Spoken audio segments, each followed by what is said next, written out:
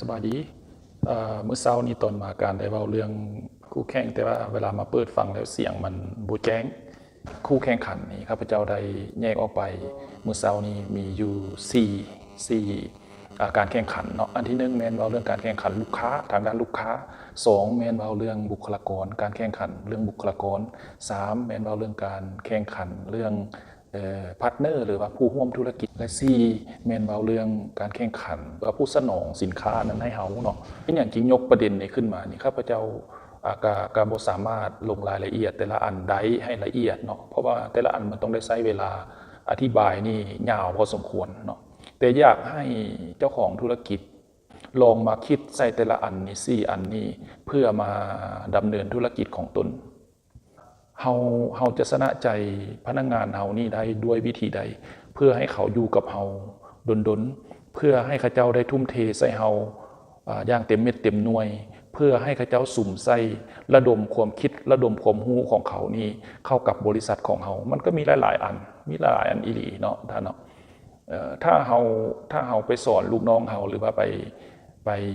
กีดกันความสามารถของเขาเฮาก็สิได้แต่เฮ็ดตามบอกกินตามเบิกในกองประชุมนี่บางบริษัทนี่เวลาเฮ็ดเบี้ยกับอยู่ในกองประชุมก็อยู่ในบทบาทเดียวกันเนาะในกองประชุมมันต้องเป็นกันเองในกองประชุมมันต้องเฮ็ดคือกับสภากาแฟให้ทุกคนรู้สึกสบายให้ทุกคนรู้สึกโล่งในการรายงานในการตำหนิติเตียนในการตำหนิบริษัทบ่แม่นว่าให้เขาเจ้าย่องแต่หัวหน้าบ่แม่นให้เขาเจ้าย่องแต่บริษัทให้เขาเจ้าติได้ให้เขาเจ้าตำหนิได้ให้เขาเจ้าแนะนำวิธีการได้เพื่อเฮาจะได้มันสมองได้ความรู้จากเขาอย่าสู้ไปบริหารแบบว่าใส่หัวเดียวของเฮาแล้วสร้างอย่างเดียวอันนั้นมันบ่แม่นวิธีการที่นำพาธุรกิจสมัยใหม่ความสามารถของเขาเพื่อมาระดมใส่เพื่อมาเผาผลาญพลังของเขาใส่เพื่อพัฒนาธุรกิจของเขาเพื่อเขาจะได้เปรียบคู่แข่งในเรื่องการโยกย้ายบุคลากรไปหาบนใหม่บนอื่นเขาก็จอบเอาคนที่มีความรู้ความสามารถจากเขาอยู่เนาะจะบัดนี้มาเว้าต่อเนาะเว้าต่อก็คือผู้ร่วมธุรกิจเนาะผู้บริหารต้องได้เล็งใส่เป้าหมายในจุดนี้คือกันเนาะเพราะว่าธุรกิจที่เฮาเฮ็ดอยู่นี่มันจะมีหลายๆหัวหน่วยธุรกิจทั้งหมดเรานี่คนต่างประเทศหรือว่านักธุรกิจต่างประเทศเขาก็เบิ่งฟอร์มของเฮาคือกันเบิ่งวิธีเฮาคันเป็นนักมวยก็เบิ่งวิธีเฮาจ่อมวยเนาะเบิ่งวิธีเฮาแยบเบิ่งวิธีเฮาถอยเบิ่งท่ามวยของเฮาเนาะเฮาก็ต้องมีมวยเนาะเฮ็ดธุรกิจเฮาก็ต้องมีจังหวะเนาะเฮาไปเน้นแต่ประหยัดหลายมันก็บ่ได้เล็งใส่จุดนั้นมันก็กลายเป็นพ่อค้าหาเช้ากินค่ำไปเนาะแต่ว่าออกมาเว้าให้เห็นว่าเฮาควรใส่ใจในจุดนี้เพื่อคิดใส่ว่าพาร์ทเนอร์หรือว่าผู้ร่วมธุรกิจของเฮาที่จะมาเสริมพลังให้เฮาให้มันใหญ่โตขึ้นเฮาจะสบายขึ้นเฮาก็ต้องได้วางใส่เขาเจ้าว่าเขาเจ้าต้องการหยังพวกนี้เขาเจ้าต้องการความเป็นระเบียบเรียบร้อยทางด้านการเงินบ่เขาเจ้าต้องการระบบการบริหารที่ดีบ่เขาสามารถกวดสอบเขาได้ตลอดเวลาบ่เฮาสิเฮ็ดแนวใดเฮาสิเฮ็ดแบบว่าจับเงินสดแล้วยัดเข้ากระเป๋าเมียมืออื่นแล้วเมียไปจ่ายบ่หรือว่าเฮาสิเอาเข้าผ่านระบบบัญชีอันนั้นแม่นเว้าเรื่องคู่แข่งทางด้านคู่ร่วมธุรกิจหรือว่าพาร์ทเนอร์เนาะอันที่3นี่เฮาก็ต้องว่ามีฟอร์มคือกันเนาะก่อนเขาสิมาฝากสินค้ากับของเขาไว้กับเฮาเพื่อเฮาจะสร้างภาพพจน์ให้มันเพื่อเฮาจะขายมันเพื่อเฮาจะ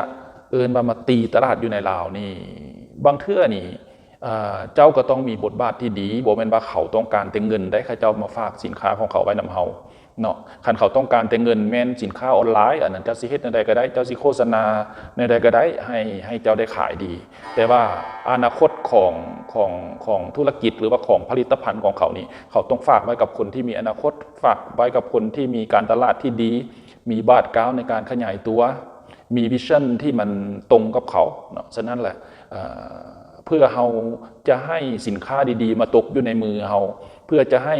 ผลิตภัณฑ์ที่มันมีกำไรมีอนาคตมาอยู่กับเฮาก็ต้องวางตัวเฮาให้มันดี